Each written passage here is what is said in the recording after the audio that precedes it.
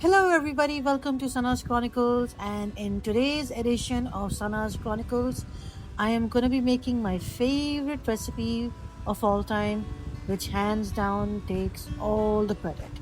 So, for me, this recipe is special because the first time I had it, I was blown away.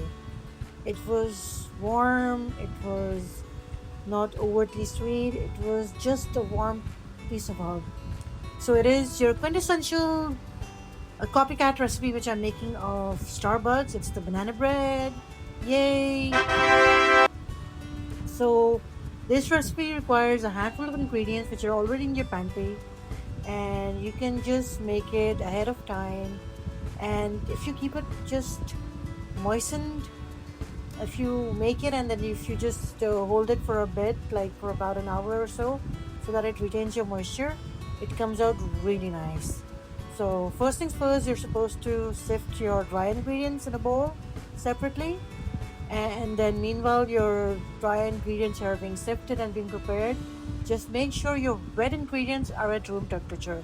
Your eggs, your butter, your milk, because you don't want your red ingredients to curdle, and you don't want a different texture to your banana bread. So make sure to always put your eggs, butter, and milk at room temperature.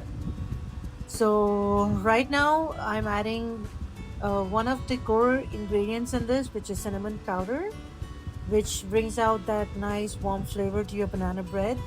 I mean, it's technically not there in the original recipe, but the recipe which I'm following, I always make it with cinnamon powder. It brings out that taste, so it's really nice. I mean, you just need to trust the process. If you don't have cinnamon powder, you can just take a stick, grind it into a fine powder, and then add it. I mean, nothing as good as fresh ingredients, right? So clean as you go.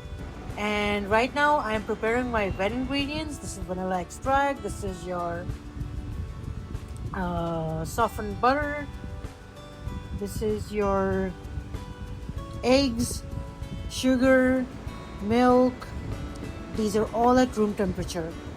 So make sure that they're nicely warmed up. I mean, they're not warmed up, they're basically room temperature, so that you get a nice creamy texture to your base. Okay, so you can either use a stand mixture, which I'm using, or you can use a hand mixer, or a whisk, depending on which thing you have ready at hand. I had a stand mixer and I think it's really convenient. You can even use a hand whisk. I mean, it's all what you have in hand. So once all those ingredients are nicely blended into the stand mixture, make sure to add your dry ingredients in batches. You don't want to mix your dry ingredients all at once, because then it becomes a little tough to like to mix them and to have that nice what's called mixture batter unified in one. It's not homogeneous. So you make sure that you mix them in batches. Now you have to use very, very ripe bananas. I mean, like, you don't have a lot of sugar in your cake bread, so you're using overly ripe bananas. That's where the sugars are basically coming from. The sweet texture, the sweet note of banana bread comes out from the overly ripe bananas. Now you can use any sort of nuts like walnuts, pecans. That's optional entirely, but I'm using walnuts, and I'm using chocolate chips as well for that extra texture, because it brings out really nice flavor when you warmed it up. Now, once that is nicely mixed with your rubber spatula, make sure to grease your pan. I'm using an 8 by 4 loaf pan. I've nicely greased it, and I am going to add all my batter into this, and I'm going to sprinkle it with extra chocolate chips. And once that is done, make sure to reheat your oven. I'm using super convection mode at 350 for 40 minutes. You can use convection mode, whatever is there in your oven. Once that is done, make sure to leave your bread to rest.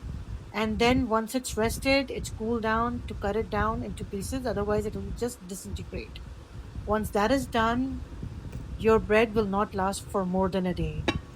Bon appetit, you guys! This is the recipe card. Please screenshot it.